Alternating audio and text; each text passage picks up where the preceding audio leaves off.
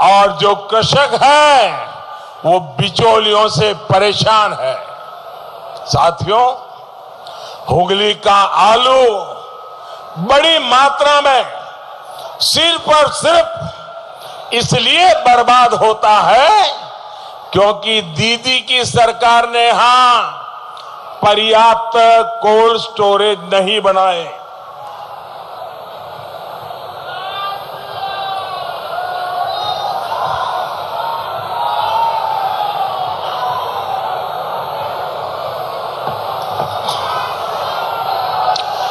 जो cold storage है वो भी सिंडिकेट चला रहा है। आलू किसान औने पौने दाम पर अपनी उपज बेचने के लिए मजबूर है। ये स्थिति तब है जब केंद्र सरकार इसके लिए राज्यों को हर संभव सहायता देती है। इसके लिए विशेष इंफ्रास्ट्रक्चर फंड बनाया गया है। यही स्थिति यहां जूट किसानों, जूट मिलों में काम करने वाले साथियों की है। केंद्र सरकार ने 6 सालों में जूट का एमएसपी 85% से ज्यादा बढ़ाया है। गेहूं की पैकेजिंग जूट में हो, देश में प्लास्टिक की जगह जूट बैग का उपयोग हो, इसके लिए हमने कदम उठाए, जूट की डिमांड को बढ़ाया। लेकिन यहां की सरकार जूट मिलों को प्रोत्साहित ही नहीं कर रही। इसलिए आज आलू किसान, जूट किसान, श्रमिक, हर कोई डबल इंजन की भाजपा सरकार के लिए वोट कर रहा है। दीदी, इसलिए वोट कर रहा है। बीजेपी सरकार बनने के बाद यहां कोल्ड स्टोरेज के साथ ही फूड प्रोसेसिंग में निवेश को और बढ़ाया जाएगा। साथियों, बंगाल के गरीब किसानों के साथ तो दीदी ने अपनी विशेष नफरत दिखाई है। पूरे देश में 10 करोड़ से ज्यादा किसानों को पीएम किसान सम्मान निधि का लाभ मिल चुका है। देश भर के किसानों के बैंक खाते में सीधे 1.25 लाख करोड़ रुपए जमा कराए गए हैं। 10 करोड़ किसानों के खाते में 1.25 लाख करोड़ रुपया ये हो चुका है। न कोई कटमनी, न कोई रिश्वत, 1 टका सीधा किसानों के बैंक खाते में पहुंचा है। लेकिन ये लाभ बंगाल के किसानों को नहीं मिला। दीदी ने बंगाल के लाखों कृषकों को भारत सरकार के इन पैसों से वंचित रखा। भाइयों और बहनों,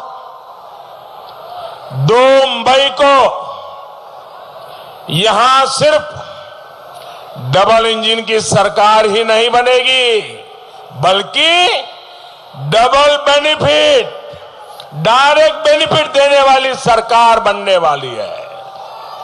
बंगाल में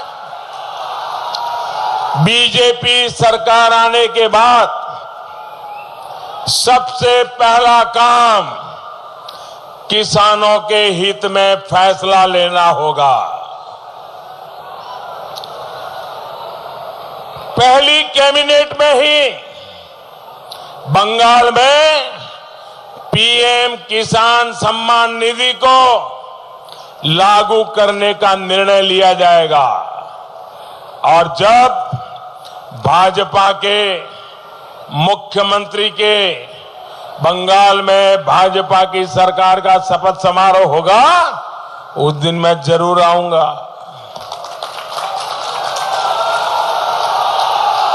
और आकर के जो नए मुख्यमंत्री बनेंगे उनसे जरूर कहूंगा कि भाई ये दिल्ली से मुझे पैसा भेजना है, आप जल्दी इस काम को पहली कैबिनेट में लागू कीजिए, मैं कहूंगा। और सुनिए भाइयों, बंगाल के हर एक किसान को जो दीदी ने नहीं देने दिया है वो भी जो बकाया पिछला पैसा है उसको जोड़ करके हर किसान के खाते में, उसके बैंक खाते में 18,000 टका मिलेगा।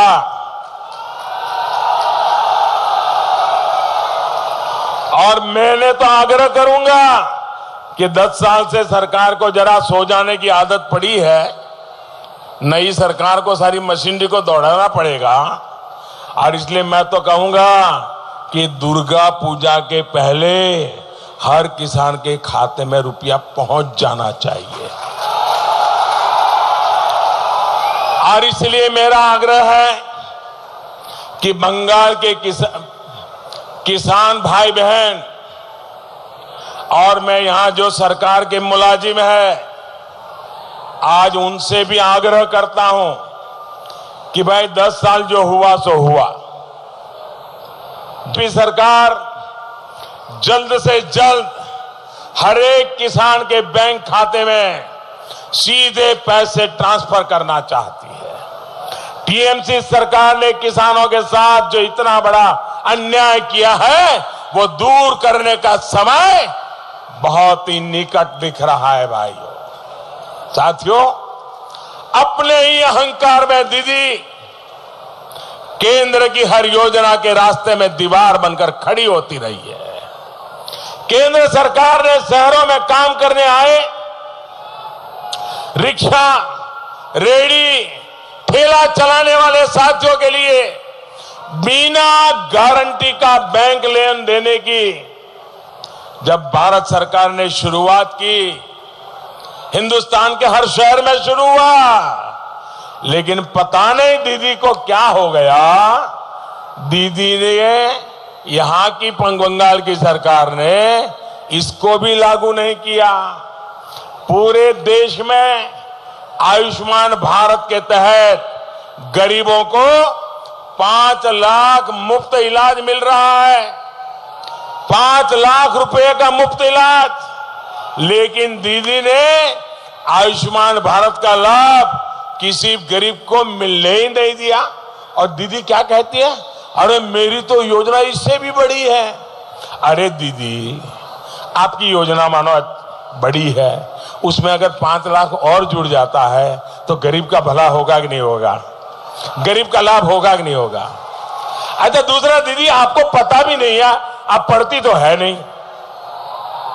इस योजना का एक दूसरा लाभ क्या था कि कोई भी बंगाल का व्यक्ति अगर मानो किसी काम से दिल्ली गया है, जयपुर गया, चेन्नई गया और वहां बीमार हो गया तो वहां की अस्पताल में भी इस योजना से लाभ मिलता है। आपकी